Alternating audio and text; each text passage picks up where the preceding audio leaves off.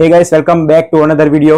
આજના વિડિયોની અંદર આપણે શીખવાના છે સ્ટાન્ડર્ડ 10 મેથેમેટિક્સ ની અંદર આપણે સ્ટાર્ટ કરીએ તો ચેપ્ટર નંબર 14 સંભાવના અને એની અંદર આજે આપણી પાસે બીજા નંબરનો વિડિયો અને આજના વિડિયોનો આપણો ટોપિક રહેવાનો છે એક્ઝામ્પલ સોલ્વ કરવાનો।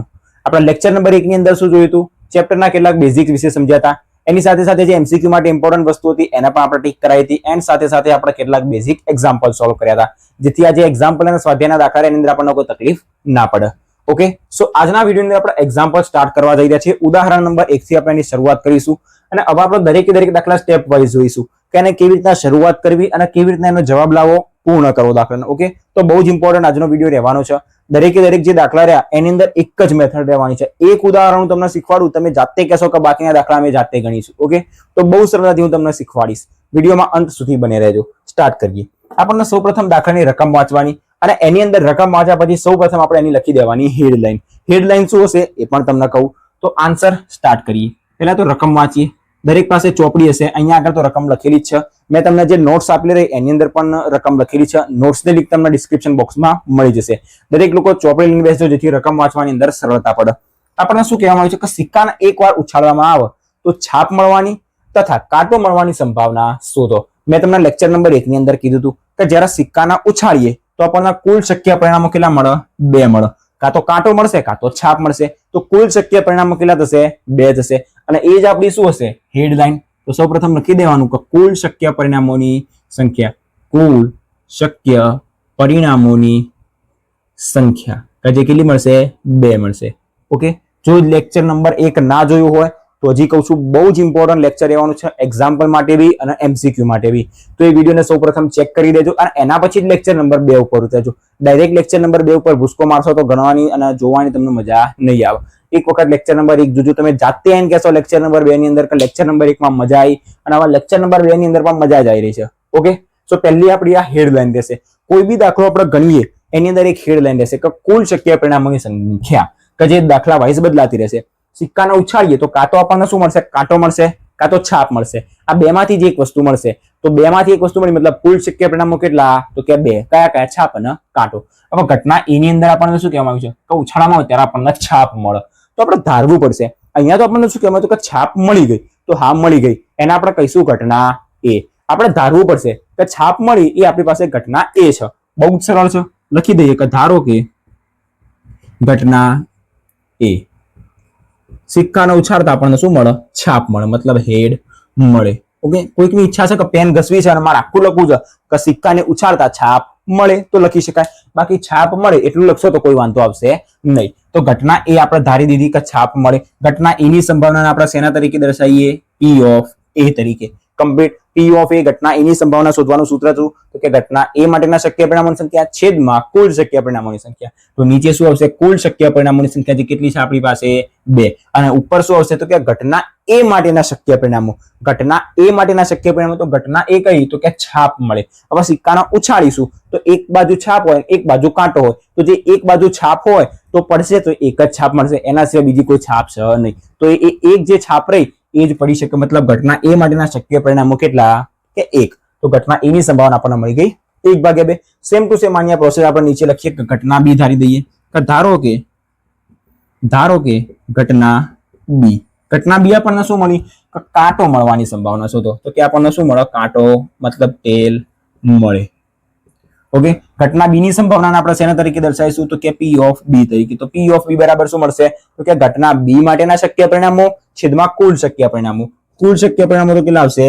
2 અને ઘટના બી માટેના શક્ય પરિણામો કેટલા? તો કે ઘટના બી કઈ? તો કે આપણને કાંટો મળે। હવે એક છાપ હતી ને એક કાંટો હતો તો ઉછાળીશું તો જે એક કાંટો રહ્યો એ એક કાંટામાંથી જ આપણને મળવાનું છે, તો એનો શું આવશે? 1। મતલબ ઘટના બી માટેના શક્ય પરિણામો કેટલા? 1। એક જ વખત આપણને કાંટો આપેલો હોય અને એ જ પડી છે, એના સિવાય કઈ વસ્તુ પડવાની નથી। ઓકે તો ઘટના બી માટેના શક્ય પરિણામો કેટલા? 1। તો 1/2।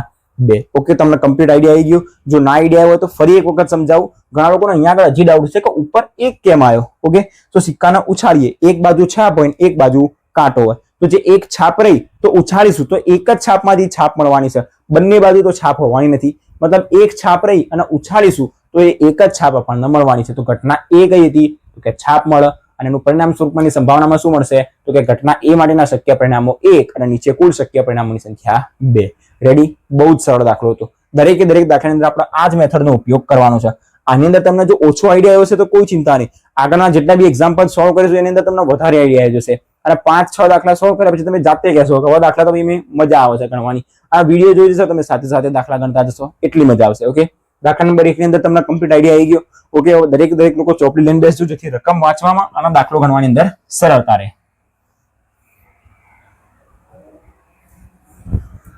તો આપણે સ્ટાર્ટ કરીએ એક્ઝામ્પલ નંબર 2.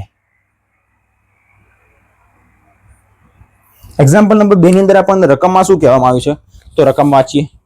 આપણને એની અંદર કહેવામાં આવ્યું છે કે એક થેલામાં લાલ, ભૂરો અને પીળો એમ 3 સમાન કદના દડા છે.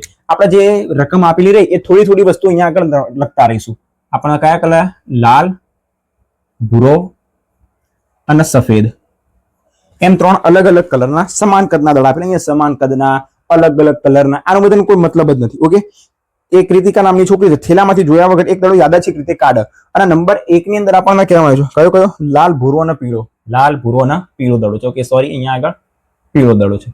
ઓકે, નંબર 1 ની અંદર આપણને કહેવામાં આવ્યું છે કે થેલાની અંદરથી એ દડો કાઢવામાં આવ્યો અને યાદચ્છિક રીતે કાઢેલો દડો પીળા રંગનો હોય ત્યારે એની સંભાવના શોધો. એ દડો કેવો હોય? પીળો હોય ત્યારે. નંબર 2 ની અંદર આપણને શું કહેવામાં આવ્યું છે તો કે લાલ હોય ત્યારે. લાલ હોય ત્યારે. અને નંબર 3 ની અંદર શું કહેવામાં આવ્યું છે કે ભૂરો હોય ત્યારે એની સંભાવના શોધો. બહુ જ સરળ દાખલો છે અને બહુ જ નાનો દાખલો છે.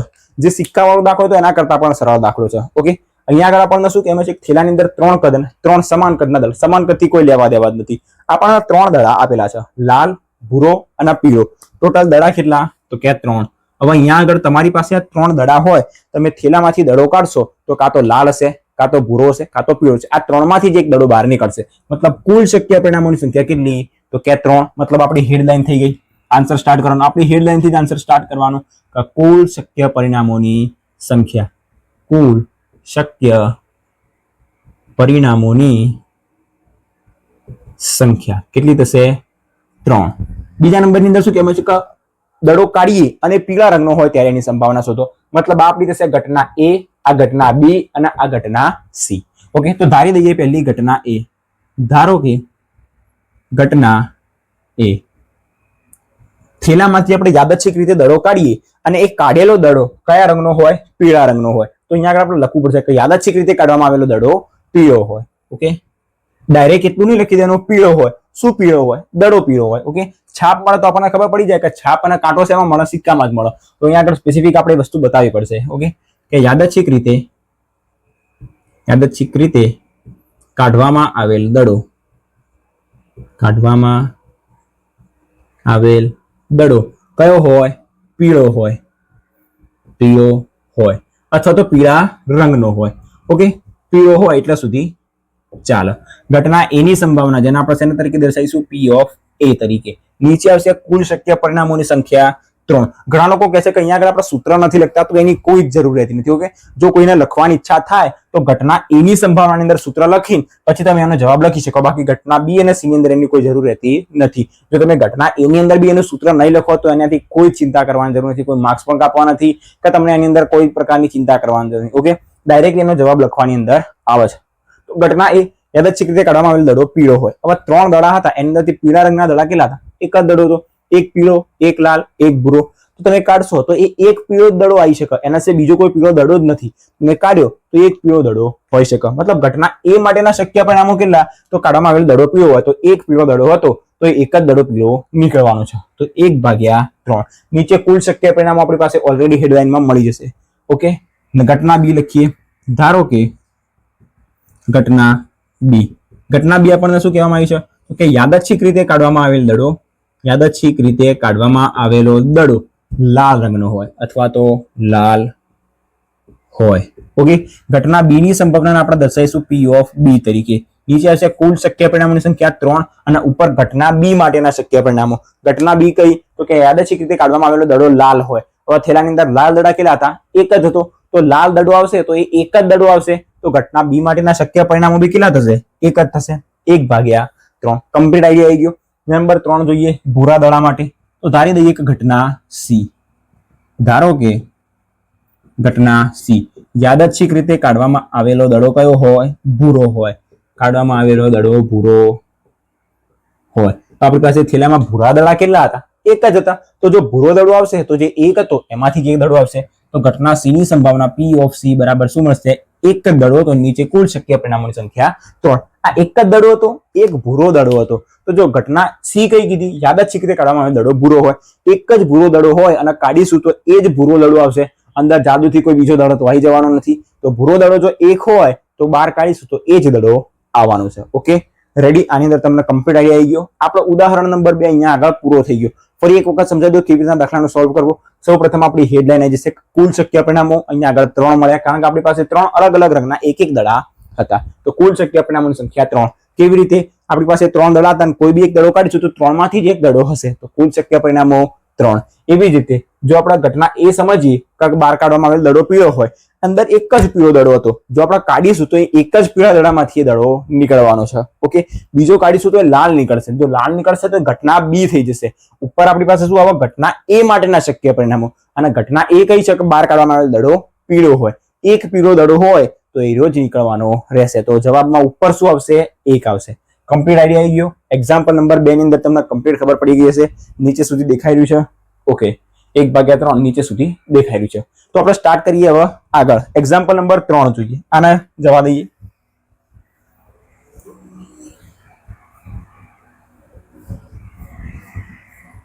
એક્ઝામ્પલ નંબર 3 ની તમે રકમ વાંચતા થાવ ત્યાં સુધી સ્ટાર્ટ કરીએ. ઓકે, નોટ્સ ની અંદર રકમ લખેલી છે, તમારે ત્યાંથી જોવી હોય તો જોઈ શકો, અથવા દરેક પાસે ચોપડી હવે આવી ગઈ હશે તો ચોપડીની અંદર આપણે રકમ વાંચીએ. શું કહેવામાં છે કે ધારો કે આપણે પાસાને ફેંકીએ. આવી ગયો ભાઈ પાસા વાળો દાખલો, મજા આવશે. પાસાને ફેંક્યો તો કુલ શક્ય પરિણામો કેટલા? તો કે 6. લેક્ચર નંબર 1 જોજો, ફટાફટ પોપકોર્ન ની જેમ મોઢામાંથી નીકળશે. કુલ શક્ય પરિણામો 6. ઓકે, અને પાસાના ઉપરના પૃષ્ઠ પર 4 કરતા મોટી સંખ્યા આવે ત્યારે એની સંભાવના શોધવાની. બીજા નંબરની અંદર 4 કે 4 થી નાની સંખ્યા આવે તો એની સંભાવના પણ શોધવાની છે. બહુ મસ્તીનો દાખલો છે, મજા આવશે ગણવાની. એક્ઝામ્પલ નંબર 3 રેડી થઈ ગયું. આપણને સૌપ્રથમ પહેલા તો શું કહેવામાં આવ્યું છે? તો કે પાસાને ફેંકવામાં આવે, મતલબ પાસા વાળો આપણને દાખલો આપેલો છે. પાસાને ફેંક્યો. નંબર 1 ની અંદર આપણને શું કહેવામાં આવ્યું કે 4 કરતા મોટી સંખ્યા આવે. 4 કરતા મોટી સંખ્યા આવે. અને બીજા નંબરની અંદર આપણને શું કરવામાં આવ્યું છે? 4 કે 4 થી નાની. 4 કે 4 થી નાની એટલે મતલબ એની અંદર આપણે 4 નો સમાવેશ કરવાનો છે. ઓકે, સ્ટાર્ટ કરીએ. બહુ જ સરળ અને બહુ મસ્તીનો દાખલો છે. આન્સરથી સ્ટાર્ટ કરીએ. સૌપ્રથમ હેડલાઇન આપણી કુલ શક્ય પરિણામોની સંખ્યા. કુલ શક્ય પરિણામોની સંખ્યા. ઓકે, આપણો દાખલો અહીંયાથી સ્ટાર્ટ થશે. અહીંયાથી આપણો દાખલાનો જવાબ સ્ટાર્ટ થશે. ઓકે, આ ઉપરની રકમ છે અને અહીંયાથી આપણો જવાબ સ્ટાર્ટ થશે. કુલ શક્ય પરિણામોની સંખ્યા કેટલી? તો કે 6. પાસાને ઉછાળીએ એટલે કાં તો 1 2 3 4 5 6, 1 થી 6 માંથી જ કોઈ એક વસ્તુ મળવાની છે. તો કુલ શક્ય પરિણામોની સંખ્યા કેટલી મળશે? 6 મળશે. હવે આપણને નંબર 1 ની અંદર શું કહેવામાં આવ્યું છે? નંબર 1 મતલબ આપણી પાસે ઘટના A, નંબર 2 મતલબ આપણી પાસે ઘટના B. તો ઘટના A ની અંદર આપણે ધારી દઈએ, ધારો કે ઘટના A, ધારો કે ઘટના A. ઘટના A ની અંદર શું કહેવામાં આવ્યું છે કે 4 કરતા મોટી સંખ્યા મળે. પહેલા તો દાખલાના બેઝિક થી સમજી લઈએ અને એના પછી ગણીએ કે જેથી ગણવામાં વધારે મજા આવે. 4 કરતા મોટી સંખ્યા મળે. હવે આપણે અહીંયા આગળ લખી દઈએ પાસા ઉપર 1 2 3 4 5 આ 6. ઓકે, સાઈડ સુધી દરેકને દેખાતું હશે. ઓકે, જ્યારે આપણે પાસાના ફેંકીશું તો આ 6 માંથી જ કોઈ એક વસ્તુ આપણને મળવાની છે. એ તો વસ્તુ ફાઇનલ છે. પણ મેં પાસાના ઉછાળ્યો અને અહીંયા આગળ એવું કહેવામાં છે કે 4 કરતા મોટી સંખ્યા મળે. 4 કરતા મોટી સંખ્યા કઈ? 1 5 અને 1 6. તો પાસાના ઉછાળીશું તો કાં તો 5 મળશે કાં તો 6 મળશે. કેમ 5 કાં તો 6? અહીંયા સીધા શબ્દોમાં કહેવામાં આવ્યું છે કે 4 કરતા મોટી. તો 4 કરતા મોટી કઈ સંખ્યા છે? 1 5 છે અને 1 6 છે. મતલબ ઘટના એ માટેના શક્ય પરિણામો કેટલા? 2 શક્ય પરિણામો. કેવી રીતે? 4 કરતા મોટી સંખ્યા મળે. 4 કરતા મોટી સંખ્યા કેટલી? 2. 5 અને 6. કાં તો સિક્કાને ઉછાળી પાસાને ઉછાળી તો કાં તો 5 મળશે કાં તો 6 મળશે. 2 માંથી કોઈ એક વસ્તુ મળશે. 2 માંથી 1 મતલબ 1 નહીં, 2 માંથી 1 મતલબ કાં તો 5 કાં તો 6. મતલબ ઘટના એ માટેના શક્ય પરિણામો કેટલા થશે? તો કે 5 થશે. સોરી, ઘટના એ માટેના શક્ય પરિણામો કેટલા થશે? 2 થશે. ઓકે, તો આપણે સ્ટાર્ટ કરીએ. ઘટના એ. ધારો કે ઘટના એ આપણને રકમની અંદર શું કહેવામાં આવ્યું હતું? એક વખત વાંચી લઈએ. પાસાને ફેંકીએ, પાસાના ઉપરના પૃષ્ઠ પર 4 કરતા મોટી સંખ્યા મળે. તો અહીંયા આગળ ઉપરના પૃષ્ઠ પર મતલબ લખીએ કે પૃષ્ઠ પર 4 કરતા મોટી સંખ્યા મળે. 4 કરતા મોટી સંખ્યા મળે. ઓકે, આ વસ્તુ યાદ રાખજો. તમારે અહીંયા આગળ કોઈ અલગ અલગ એવી રીતના નહીં કે ભાઈ મેં આવી રીતના લખ્યું કે પૃષ્ઠ પર 4 કરતા મોટી સંખ્યા મળે તો હું એ જ લખું. તમારી મરજી છે કે ઘટના એ બરાબર પાસા પર 4 કરતા મોટી સંખ્યા મળે, અથવા તો એટલું જ લખું કે 4 કરતા મોટી સંખ્યા મળે તો પણ જે પેપર ચેક કરવાવાળો હોય અથવા તો સમજવા વાળો હોય એ સમજી જાય કે પાસાનો દાખલો છે તો 4 કરતા મોટી સંખ્યા પાસા ઉપર જ મળશે. ઓકે, રમકડા ઉપર મળશે નહીં. તો ઘટના એ આપણી પાસે શું હતી તો કે પાસા પર 4 કરતા મોટી સંખ્યા મળે. ઘટના એ ની સંભાવના આપણે શેના તરીકે દર્શાવીશું? P ઓફ A તરીકે. નીચે આવશે કુલ શક્ય પરિણામોની સંખ્યા, જે આપણી હેડલાઇન જ હોય છે 6, અને ઉપર આવશે ઘટના A માટેના શક્ય પરિણામો. ઘટના A માટેના શક્ય પરિણામો કયા? તો કે પહેલા ઘટના A કઈ તો કે 4 કરતા મોટી સંખ્યા. 4 કરતા મોટી સંખ્યા કેટલી? 5 અને 6 મતલબ ટોટલ 2 સંખ્યા. તો એ 2 માંથી જ કોઈ એક વસ્તુ મળશે. 2 ભાગ્યા 6 મતલબ એને આપણે લખી શકાય 1/3. કમ્પ્લીટ, એકદમ રેડી. ધારો કે ઘટના B લઈ લઈએ. ધારો કે ઘટના B પૃષ્ઠ પર પછી અહીંયા આગળ ઉપર જે વસ્તુ લખવાની નીચે બી એ જ વસ્તુ લખવાની. ઉપર પૃષ્ઠ પર લખવાની, નીચે પાસા પર લખવા, એવું મજા ના આવે. ઓકે, તો ઉપર જે વસ્તુ લખી નીચે બી આપણે એ જ વસ્તુને સેમ દોરાવવાની. ઓકે, સેમ એવી રીતના જવા દેવાની. તો કહેવાય છે કે 4 કે તેનાથી નાની સંખ્યા મળે. પૃષ્ઠ પર 4 કે 4 થી નાની, 4 કે 4 થી નાની સંખ્યા મળે. 4 કે 4 થી નાની સંખ્યાઓ કેટલી? પહેલા તો એક સમજો. આની અંદર સમજો 4 કે 4 થી નાની મતલબ 4 નો સમાવેશ કરવાનો છે. 4 કે એનાથી નાની કેટલી સંખ્યા છે? 4 કે તેનાથી નાની. એક તો 4 અને એનાથી નાની 3 સંખ્યા છે. પાસાની વાત છે તો પાસા ઉપર જ આપણે સમજીશું. તો 1 2 3 4. 4 અને એનાથી નાની ટોટલ કેટલી સંખ્યા થઈ? 4 થી. કાં તો 1 આવશે, કાં તો 2, કાં તો 3, કાં તો 4. આ 4 માંથી કોઈ એક સંખ્યા આવશે. તો ઘટના B ની સંભાવના P ઓફ B બરાબર નીચે કુલ શક્ય પરિણામોની સંખ્યા 6. ઘટના B માટેના પરિણામો કેટલા? 4. કાં તો 4 આવશે, કાં તો એનાથી નાની 1 2 3 આવશે. મતલબ આ 4 માંથી કોઈ એક સંખ્યા આવશે. તો 4 ભાગ્યા 6 છેદ ઉડાડીશું તો આપણને શું મળશે? 2/3. 2 દુ 4 અને 3 દુ 6, 2 2 કર થશે તો 2/3 આપણને એનો જવાબ મળી જશે. Complete ready. ઘટના B માટેની આપણને સંભાવના મળી ગઈ. તો આપણો જે એક્ઝામ્પલ નંબર 3 હતો એ બી અહીંયા આગળ પૂરો થઈ ગયો. એક્ઝામ્પલ નંબર 4 જોઈએ. અહીંયા આગળ શું આપણને કહેવામાં આવ્યું છે? નંબર 4 પાછળ આપેલું છે. ઓકે, ચોપડી ચેક કરતા રહેજો. નંબર 4 ની અંદર 52 પત્તા વાળો દાખલો આવે. એક કામ કરીએ, આને પૂરો જ કરી દઈએ. મસ્તીનો દાખલો છે 52 પત્તા વાળો. સાથે સાથે આટલી વસ્તુ સમજ્યા તો પત્તા વાળો બી એક દાખલો સમજી લઈએ. Okay, example number 4. દરેક લોકો ચોપડી લઈને બેસજો અને વિડીયોમાં નોટ પેન લઈને બેસજો તો ગણવાની પણ વધારે મજા આવશે. હું અહીંયા આગળ તમને શીખવાડું, તમે તમારી જાતે ગણતા હોવ અને શીખતા હો તો તમને બી વધારે મજા આવશે. Okay, example number 4. એની રકમ વાંચીએ. શું કહેવામાં આવ્યું છે કે ઓકે 4 ને ઓકે સરખી રીતે ચીપેલા 52 પત્તાની ટોકરીમાંથી એક પત્તું ખેંચવામાં આવે અને ખેંચેલું પત્તું એકો હોય ત્યારે અને એકો ન હોય ત્યારે એની સંભાવના શોધો. બહુ જ સરળ અને બહુ જ મસ્ત દાખલો છે. પત્તા વાળો દાખલો છે. આપણી પાસે સરખી રીતે ચીપેલા 52 પત્તા હતા. એની અંદર પહેલા નંબરમાં કહેવામાં આવ્યું છે કે એ પત્તું આપણે કાઢીએ તો એ એકો હોય ત્યારે, અને નંબર 2 ની અંદર આપણને કહેવામાં આવ્યું છે કે એકો ન હોય ત્યારે એની સંભાવના શોધો. મતલબ 2 સંભાવના શોધવાની. ઘટના A કહી દઈશું અને ઘટના B કહી દઈશું, અને આપણી પાસે કુલ શક્ય પરિણામો તો રહેવાના જ છે. ઓકે, તો આપણે આન્સર અહીંયાથી સ્ટાર્ટ કરીએ. પહેલા તો આપણી હેડલાઇન લખી દઈએ કે કુલ શક્ય પરિણામોની સંખ્યા.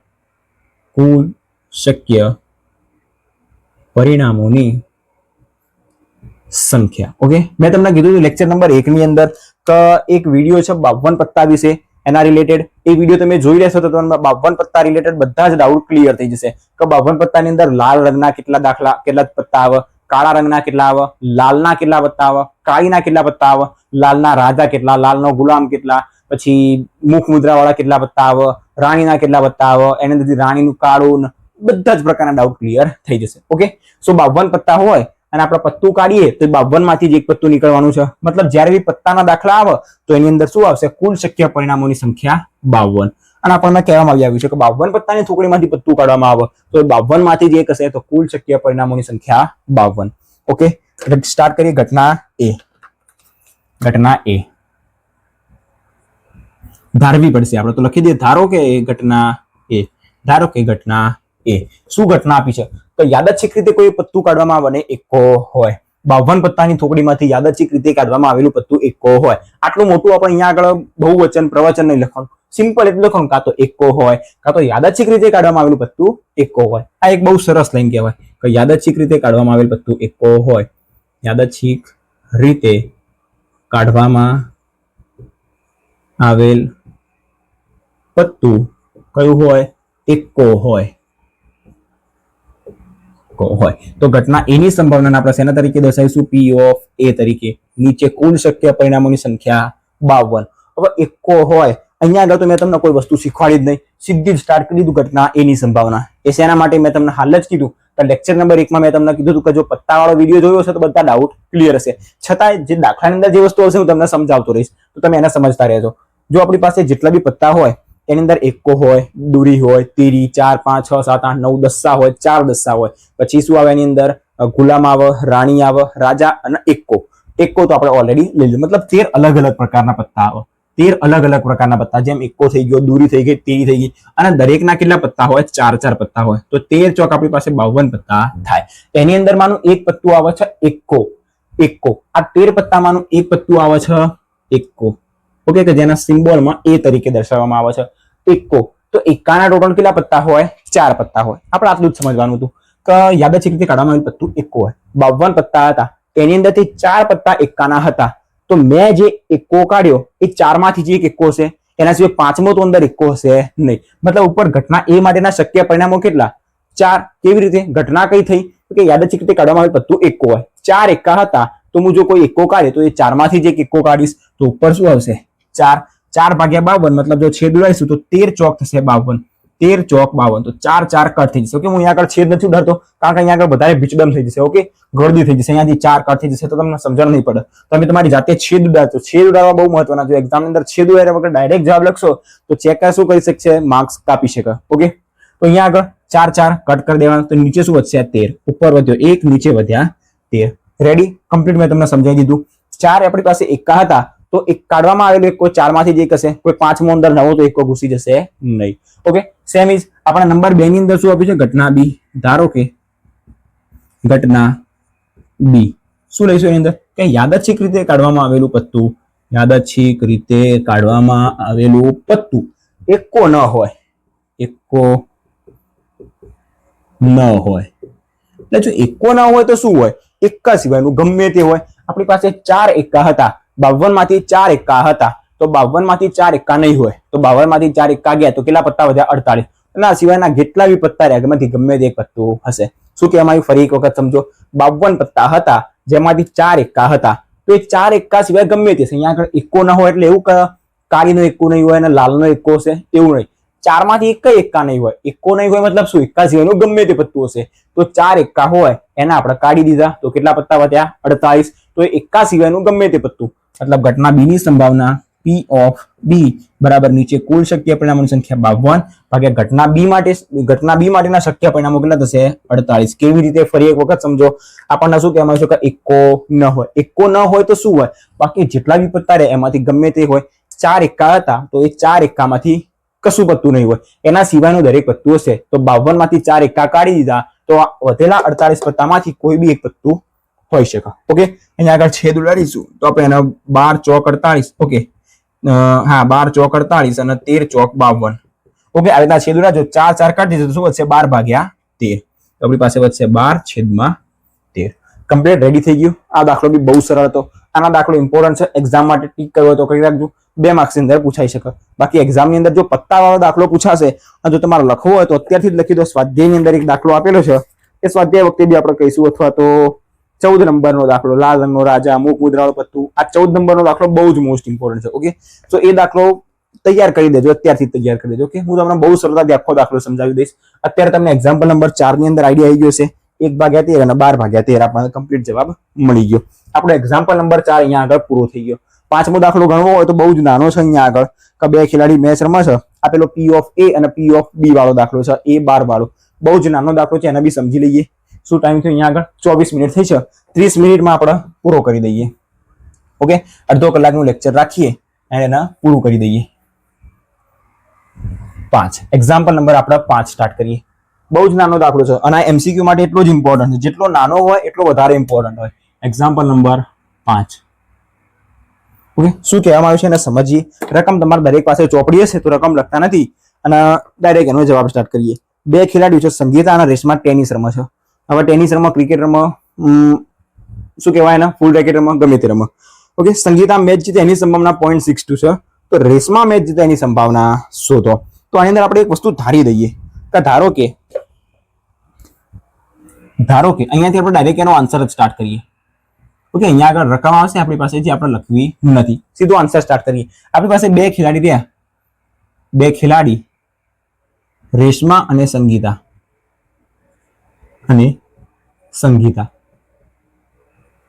બે મેચો રમી રહ્યા છે અને આપણને એવું જ કહેવાનું છે કે એક જીતશે તો એક હારશે, મેચ ડ્રો થશે નહીં. આપણે વિચારવાનું જ નહીં કે મેચ ડ્રો થાય. ઓકે, આપણે એવું વિચારવાનું કે એક જીતશે ને એક હારશે.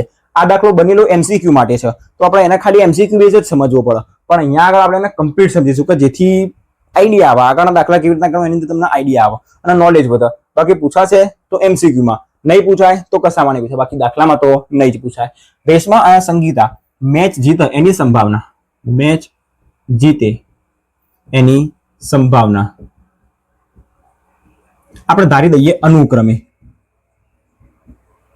P of A અને P of B છે. ઓકે, આ દાખલો ખાલી તમારા સમજવા પૂરતો છે. બાકી એક્ઝામ ની અંદર પૂછાશે, MCQ ની અંદર તો કેવી રીતના પૂછાશે એ પણ હું તમને સમજાવી દઉં. ઓકે, અને જો બાકી ગણવો હોય તો પણ આની અંદર નોટ્સ ની અંદર ગણેલો છે. ઓકે, નોટ્સ વિશે બી તમને ફરી એક વખત ડિટેલમાં લાસ્ટમાં સમજાવી દઉં. ઓકે, અને આપણને કહી દઉં કે ધારો કે આપણને કોની મેચ જીતે એની સંભાવના આપી છે. રકમ વાંચો, ખેલાડીઓ સંગીતા અને રેશમા. જો સંગીતા મેચ જીતે એની સંભાવના 0.62, સંગીતા મેચ જીતે એની સંભાવના 0.62. મતલબ આપણે એક કામ કરીએ, આના આગળ લખી દઈએ, સંગીતાના આગળ લખી દઈએ સંગીતા અને અહીંયા આગળ લખી દઈએ રેશમા. ઓકે, એથી દાખલા ગણવામાં સરળતા રહે. સંગીતા મેચ જીતે એની સંભાવના P of A, Reshma match જીતે એની સંભાવના P of B આપણે લખ્યું અનુક્રમે. તો અહીં આપણને શું આપવામાં આવ્યું છે?